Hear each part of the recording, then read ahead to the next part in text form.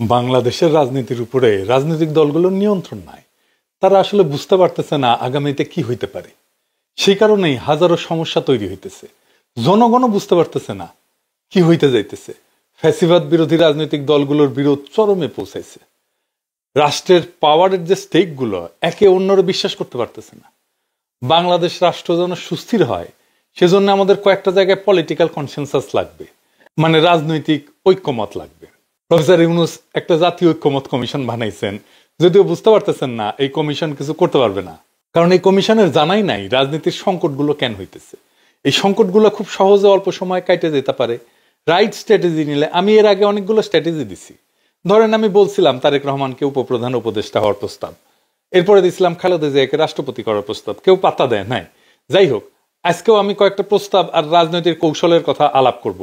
প্রত্যেকটা রাজনৈতিক দল আর প্রফেসর ইউনূস আপনারা ভাইবা দেখবেন আমার প্রস্তাবগুলা সংকট কাটানোর রাস্তা সম্ভবত পাইবে। আসেন আল্লাহর নামে শুরু করা যাক। আমাদের সংকটগুলোকে যদি আমি লিস্টি করি আর কেন এটা সংকট হয়ে উঠলো সে আলাপটা করি, তাইলে এই আলাপটা পূর্ণাঙ্গ হবে। প্রথম সংকট, ফ্যাসিবিরোধী শক্তির মধ্যে একক রাজনৈতিক মুরব্বীর অনুপস্থিতি। মানে বিএনপি বড় দল, তারেক রহমান পরিপক্ক নেতা, কিন্তু তিনি জাতির রাজনৈতিক মুরব্বী না। প্রফেসর ইউনূস রাজনৈতিক বিষয়টা যেহেতু বুঝেন না, তাই উনি রাজনৈতিক মুরব্বী হয়ে উঠতে পারেন নাই। আমি রাজনৈতিক মুরব্বী বলতে এমন একজন রাজনৈতিক আইকনের কথা বলতেছি যার ফয়সালা সবাই মাইনে নেবে, যারে সামনে রেখে সিদ্ধান্ত নিলে সেটা সবাই মাইনে নেবে এবং আস্থা পাবে। এই মুরব্বী হইতে পারেন একজনই বাংলাদেশে, খালেদা জিয়া। এই একজনই আছেন যার ফয়সালা অ্যান্টি ফ্যাসিস্ট সবাই এক বাক্যে মাইনে নেবে। কেন? কারণ খালেদা জিয়াই হইতেছেন সেই নেতা, একমাত্র নেতা যার নেতৃত্বে সকল অ্যান্টি ফ্যাসিস্ট শক্তি একসময় ঐক্যবদ্ধ থেকে তার নেতৃত্ব মাইনে নিছিল, রাজনীতি করছে। আমি এই প্রসঙ্গে একটা খুব ইন্টারেস্টিং গল্প বলি। আবুল মনসুর আহমেদের আমার দেখা রাজনীতির 50 বছর বয়ে আছে ঘটনাটার উল্লেখ। তখন আবুল মনসুর আহমেদ অবিভক্ত পাকিস্তানের ভারপ্রাপ্ত প্রধানমন্ত্রী।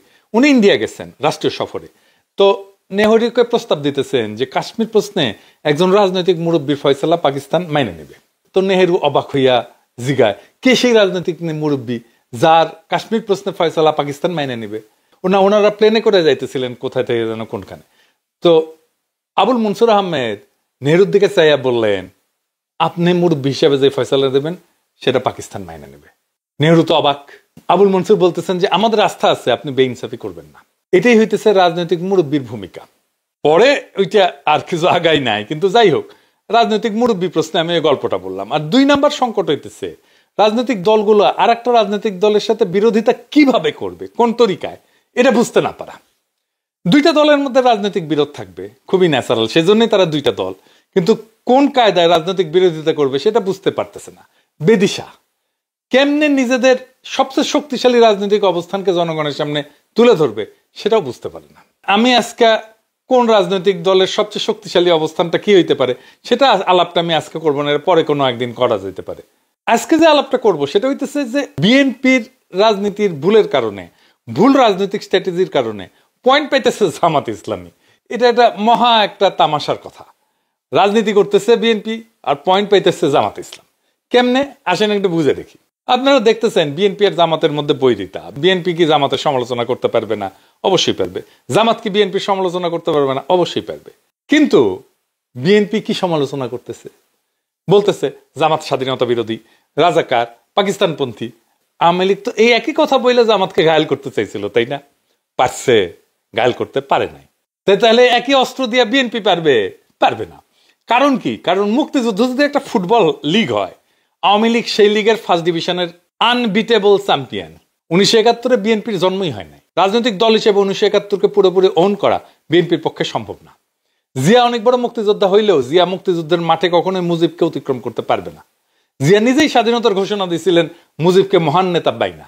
বিএনপি মুক্তিযুদ্ধে ফুটবল লিগের সেকেন্ড ডিভিশনের প্লেয়ার। তাই আওয়ামী লীগ জামাতের বিরুদ্ধেই ক্যাম্পেইন করে রাজাকার বইলা, পাকিস্তানপন্থী বইলা যে পয়েন্ট পাইছে তার অর্ধেক পয়েন্টও বিএনপি পাবে না।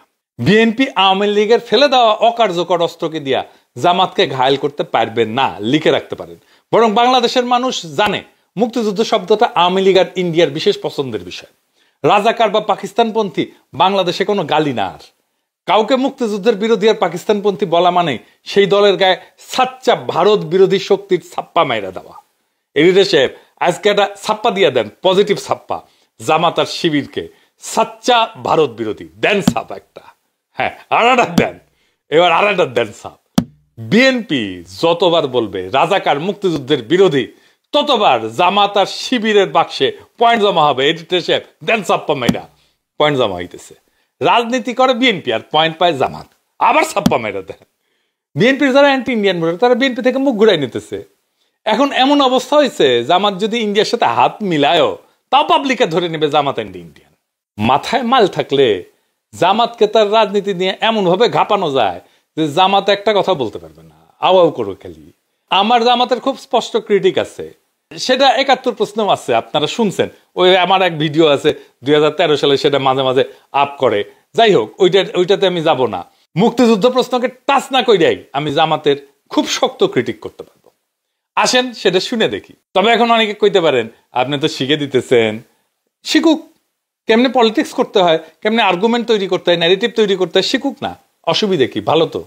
আসেন আমরা দেখি। প্রথম ক্রিটিক, জামাত তো ১৯৭১ মনে করেছিল যে পাকিস্তান রাষ্ট্রকে টিকায় রাখতে হবে, তাই না? খুব ভালো কথা, কোনো অসুবিধা নাই। কেন টিকায় রাখতে হবে? আর্গুমেন্ট কি? ওনারা বলেন যে কারণ ভারত যদি আজকে অখণ্ড ভারত থাকতো, সেই ভারতে সংখ্যালঘু মুসলমান কেমন নিপীড়িত হইতো তা তো আমরা আজকের ভারতকে দেখে বুঝতে পারি। নামাজ পড়া অবস্থায় পাশা লাথি দিয়ে তুলে দেয়, কান ধরে জয় শ্রীরাম বলায়, গরুর মাংস না গরু বহন করার অপরাধে পিটায় মেরে ফেলে, আপনার সম্পদ নিয়ে নিতেছে, আপনার মসজিদ ভেঙে ফেলতেছে, কিছুদিন পর পর জেনোসাইড করতেছে এক এক জায়গায়। তো জামাত তো এই যুক্তি দেয়, তাই না? খুব ভালো কথা। তো ভারতের সংখ্যালঘু হিন্দু, দলিত আর মুসলমানরা যখন পাকিস্তান আন্দোলন করতেছে, আপনারা জামাতরা কেন তার বিরোধিতা করলেন? আপনারা তো পাকিস্তান আইডিয়াকেই মানেন নাই, তার বিরোধিতা করছেন। তো সেই পাকিস্তান রাষ্ট্রকে রক্ষা করার জন্য ১৯৭১ দিওয়ানা হইলেন কেন? ৪৭ পাকিস্তান আন্দোলনের বিরোধিতা করে কি ঠিক করছিলেন? যদি পাকিস্তান না হইতো তাহলে তো বাংলাদেশ হইতো না। আর পাকিস্তান না হইলে যে ভারতের মুসলমানরা দুর্দশায় পতিত হইতো, সেটা কেন আপনার ১৯৪৭ বুঝলেন না? আজ বুঝতেছেন। তখন তো জিন্নাকে সাপোর্ট দেন নাই, তার বিরোধিতা করছেন। আজ বাদ দেন, ভুল করছেন একটা। ১৯৫০ সালে ভূমি সংস্কার আইন হইতেছে, পাকিস্তান হয়ে গেছে, জমিদারি প্রথা উচ্ছেদ করা হবে। এই আইনের প্রাতিষ্ঠানিক নাম ছিল পূর্ববঙ্গীয় রাষ্ট্রীয় অধিগ্রহণ এবং প্রজাস্বত্ব আইন ১৯৫০। এর মূল উদ্দেশ্য ছিল ব্রিটিশ আমলে প্রবর্তিত ১৭৯৩ সালে চিরস্থায়ী বন্দোবস্তের ফলে সৃষ্ট যে জমিদার, এই জমিদারে উচ্ছেদ করে দেওয়া। এবং এর জন্যই মুসলিম লীগ আন্দোলন করছে, এবং এর জন্যই পাকিস্তান আন্দোলন হয়েছে, এবং এই আন্দোলন করতে করতেই পাকিস্তানের জন্ম হয়েছে। তো মওদুদী সাহেব ৫০ সালে এই ভূমি সংস্কার আইনের সরাসরি বিরোধিতা করলো, জামাত ইসলামও করলো। তো এই ভূমি সংস্কার অন ইসলামিক এটা বলতেছেন উনি, মানে এটা ইসলাম মতে এটা সহি আছে। উনি একটা বই লিখলেন, বইয়ের নাম হইতেছে মাসালা ই মিলকিয়াত তৈ জমিন। এই বইতে যুক্তি দিলেন যে ইসলাম ব্যক্তিগত মালিকানাকে স্বীকৃতি দেয়, ইসলাম আইনসঙ্গতভাবে অর্জিত ব্যক্তিগত সম্পত্তিকে সম্মান করে, এবং রাষ্ট্র সেটা কেড়ে নিতে পারে না, মানে জমিদারি কেড়ে নেওয়া যাবে না। এটা হইতেছে ওনাদের যুক্তি। আচ্ছা, হাজী শরীয়তুল্লাহ, তিতুমির, ফকির মজনু শাহ, নুরুল দিন, এরা জমিদারি উচ্ছেদের লড়াই করেননি, জীবন দিয়ে দিছে না ওনারা? আর জমিদারি উচ্ছেদ যখন হবে তখন আপনি তার বিরুদ্ধে দাঁড়াইতেছেন। বাহ, কি তামসা! আপনি তিতুমিরের বাঁশের কেল্লার নাম দিয়া ফেসবুকে বিপ্লব করতেছেন আপনার তরুণ সম্প্রদায়কে দিয়া, কিন্তু আপনি তো তিতুমিরের লড়াইকে অন করলেন না। বাস্তবে যখন একটা রিয়েল লাইফ রাজনৈতিক সিদ্ধান্তের বিষয় এসে দাঁড়ায়, আপনি তখন সঠিক সিদ্ধান্ত নিতে পারেন না। দেখেন, আমার ১৯৭১ টাইনে আনতে হইল না। এইটাই তো রাইট পলিটিক্যাল ক্রিটিক। এবার আসেন দেখি বিএনপি কে কেন জামাত বিরোধী স্ট্যান্ড নিতে হইল। এর কারণ কি এটা যে বিএনপি জামাতকে পছন্দ করে না বা তারেক রহমান শফিক ভাইকে পছন্দ করে না? তা না। বিএনপি বুঝে বাংলাদেশে ইসলামী রাজনৈতিক দল হিসেবে জামাত এবং অন্যান্য ইসলামপন্থী দলগুলো শক্তি সঞ্চয় করছে অনেক। তারা মনে করতেছে এইটা এখন এই ইসলামীপন্থী দলগুলোকে বিএনপি একা সামলাইতে পারবে না, তাই তার বাম লাগবে, আওয়ামী লীগকে লাগবে। সেই জন্য কিন্তু আওয়ামী লীগকে নিষিদ্ধ করতে চায় না বিএনপি প্রথমে, এবং এই করতে যায় জামাতকে আওয়ামী ন্যারেটিভ দিয়ে ঠেকাইতে গেছে বিএনপি, এবং জামাতকে আওয়ামী ন্যারেটিভ দিয়ে ঠেকাইতে যাওয়ার ফল হইতেছে 15ই আগস্টে কালচারাল ফ্যাসিস্টদের হাউকাও দেখছেন না, কাইন্ডা কাইটা শেষ মুজিবের জন্য। আওয়ামী লীগ ছাত্রলীগের ঝটিকা মিছিল বড় হওয়া দেখতেছেন না, এর দায় বিএনপির মুক্তিযুদ্ধ মারা নেই। বিএনপি যত বেশি মুক্তিযুদ্ধ চালাবে, আওয়ামী লীগ তত বেশি শক্তিশালী হবে নানা ফ্রন্টে। লিখে রাখেন। তাহলে বিএনপির এই শঙ্কা দূর করবে কে? এই জন্যই তো বিএনপি গণপরিষদে ভোট করতে চায় না, কারণ মনে করে গণপরিষদে ভোট কইরা যদি আমরা সংখ্যাগরিষ্ঠতা না পাই, সংবিধান যদি ইসলামপন্থীরা বানায় ফেলে তাইলে কি হবে। সেই জন্য 72-এর সংবিধান বাতিল চায় না। ওর সমস্যাটা তো ওইখানে।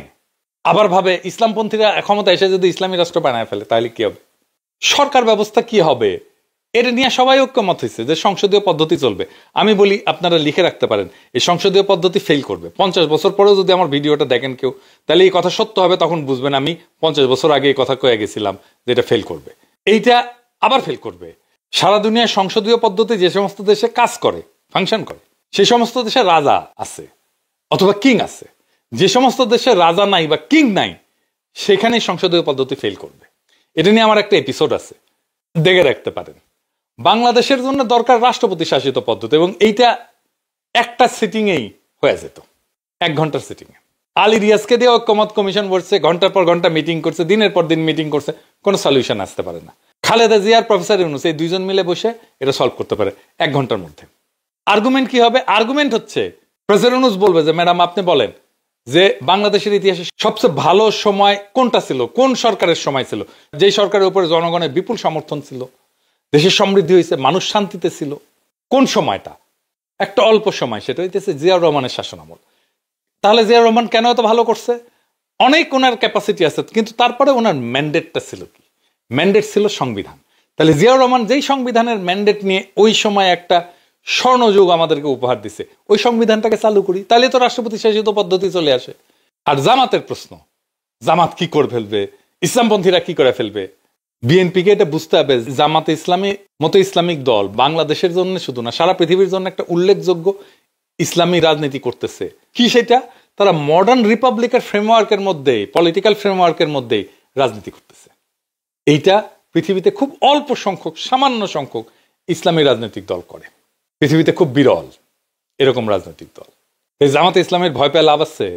সে তো ধরেই নিছে যে সে এই মডার্ন রিপাবলিকের ফ্রেমওয়ার্কের মধ্যে রাজনীতি করবে। তো এর মধ্যে রাজনীতি করলে তার ঠেকানোর কি আছে? এবার আসেন ওয়াকারের প্রশ্ন। ওয়াকার প্রশ্নে একটা অস্বস্তি আছে সারা দেশে। এই প্রশ্নটা কিন্তু খুব জটিল, খুবই কমপ্লেক্স একটা বিষয়। মানে যদি ধরেন বাংলাদেশে সবচেয়ে বেশি খারাপ অবস্থায় কে আছে, একজন মানুষ, এটা হইতেছে ওয়াকার। কারণ ওয়াকারের উপরে সবাই বিলা, আমরাও বিলা, হাসিনাও বিলা। হাসিনারে পলায় যেতে দিলেও, আওয়ামী দুর্বৃত্তদের পালায় যেতে দিলেও হাসিনা বিলা তার উপরে, কারণ হাসিনা মনে করে ওয়াকার চাইলে তারে রক্ষা করতে পারতো, কিন্তু করে নাই। এই সমস্যাটার সমাধান করা যেতে পারে একভাবে। সব রাজনৈতিক দল খালেদা জিয়ার উপরে আস্থা ন্যস্ত করে বলবে যে আপনি ম্যাডাম আমাদের পক্ষ হইয়া তারে গ্যারান্টি দেন, মানে ওয়াকারকে গ্যারান্টি দেন যে ওয়াকারের ভবিষ্যৎ নিরাপত্তা আমরা দেখব, তার যেন কোনো সমস্যা না হয় এটা আমরা দেখব। ওয়াকার নিজে গেছে খালেদা জিয়ার সাথে দেখা করতে। হ্যাঁ, খালেদা জিয়া হয়তো বলছেন কি বলে নাই আমি জানি না, কিন্তু খালেদা জিয়া যদি সমস্ত রাজনৈতিক দলের ম্যান্ডেট নিয়ে নিজে গ্যারান্টার হয়ে ওয়াকার সাহেবকে বলে, তাহলে ওয়াকার সাহেব ঘুটু করার কথা চিন্তা করা বাদ দিয়ে দেবে। বাংলাদেশের আগামী সময়গুলো কিরকম ভাবে যাবে সেটা নিয়ে নানা অনিশ্চয়তা শুধু রাজনৈতিক দলকে না, জনগণকে চিন্তিত করছে, বিচলিত করতেছে, বিপর্যস্ত করে রাখছে। বাংলাদেশকে সুস্থির করা দরকার, অহেতুক সংঘাত বন্ধ করা দরকার, এর জন্য সচেতন প্রচেষ্টা নেওয়া দরকার, এবং এই কাজে খালেদা জিয়াকে যুক্ত করা দরকার। দেশের মানুষকে চিন্তামুক্ত করার জন্য প্রফেসর ইউনূসকে দায়িত্ব নিয়ে এই কাজগুলো করতে হবে। বাংলাদেশের সামনে আজকে যে অচল অবস্থা, যে অনিশ্চয়তা, সেটা কোনো অমোঘ নিয়তি না, এটা মূলত ভুল কৌশল, অনাস্থা আর নেতৃত্ব শূন্যতার ফল। এই সংকটের সহজ এবং দ্রুত সমাধান আছে যদি রাজনৈতিক দলগুলো নিজেদের গোড়ামি আর ভয়কে অতিক্রম করে জাতীয় স্বার্থে ঐক্যবদ্ধ হইতে পারে।